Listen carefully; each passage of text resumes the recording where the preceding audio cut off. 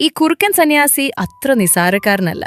ഒരു കിണ്ണം മദ്യം അയാൾ തന്റെ ചുരക്ക പാത്രത്തിലേക്ക് ഒഴിച്ചതേയുള്ളൂ. നിമിഷനേരം കൊണ്ട് അത് നൂറ്റാണ്ടുകൾ പഴക്കമുള്ള മേൽത്തരം വീഞ്ഞായി മാറി. അതിന്റെ സുഗന്ധം ചുറ്റും പടർന്നു. പുറത്ത് കൊടും തണുപ്പാണ്. ഹോട്ടലിലെ പണിക്കാരൻ വെള്ളം കോരാൻ പുറത്തിറങ്ങിയതായിരുന്നു. പക്ഷേ കാല് വഴുതി വീണതും പാത്രത്തിലെ വെള്ളം നിലത്ത് വീണ് നിമിഷങ്ങൾക്കകം ഐസായി മാറി. ബക്കറ്റ് പോലും തറയിൽ ഉറച്ചുപോയി. ആ സമയത്താണ് നഗ്നപാതനായി ഈ സന്യാസി അവിടെ എത്തുന്നത്. അയാൾ ആ ഐസിന് മുകളിൽ ചവിട്ടിയതും പാറ പോലെ ഉറച്ച മഞ്ഞ് ഉരുകി മാറി. മന്ത്രം ചൊല്ലിയതും ചിതറിപ്പോയ വെള്ളം തനിയെ ബക്കറ്റിലേക്ക് തിരികെ കയറി. ഇത് കണ്ട പണിക്കാരൻ അത്ഭുതപ്പെട്ട് സന്യാസിയെ അകത്തേക്ക് ക്ഷണിച്ചു. അയാൾ ഒരു പാത്രം ചോറ് വിളമ്പിയെങ്കിലും എന്റെ വയറ്റിൽ മദ്യത്തിന് മാത്രമേ സ്ഥാനമുള്ളൂ.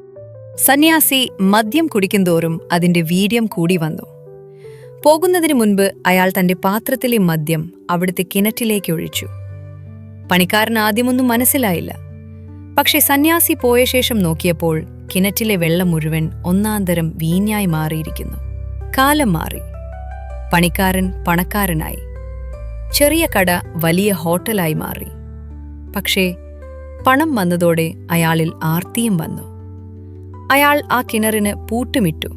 കാവലിന് പട്ടിയെയും നിർത്തി. ഒരിക്കൽ കൂടി സന്യാസി അവിടെ എത്തി. പണിക്കാരൻ അയാളെ സ്നേഹത്തോടെ സ്വീകരിച്ചെങ്കിലും മനസ്സ് നിറയെ ചതിയായിരുന്നു. സന്യാസിയെ മദ്യം നൽകി മയക്കിക്കിടത്തിയ ശേഷം അയാൾ ആ മാന്ത്രിക ചുരക്കപാത്രം കൈക്കലാക്കാൻ ശ്രമിച്ചു. എന്നാൽ സന്യാസി പോയതോടെ ആ പാത്രം പണിക്കാരന്റെ മുഖത്തേക്ക് കറുത്ത മഷി തുപ്പാൻ തുടങ്ങി. അയാൾ കിണറ്റിലേക്ക് ഓടിച്ചെന്ന് നോക്കിയപ്പോൾ അവിടുത്തെ വീഞ്ഞെല്ലാം കറുത്ത വെള്ളമായി മാറിയിരിക്കുന്നു. പാത്രം തറയിൽ വീണ് ചിതറി. ഹോട്ടലിലെ മദ്യക്കുപ്പികളും ബോർഡുമൊക്കെ ഓരോന്നായി തകർന്നു വീണു.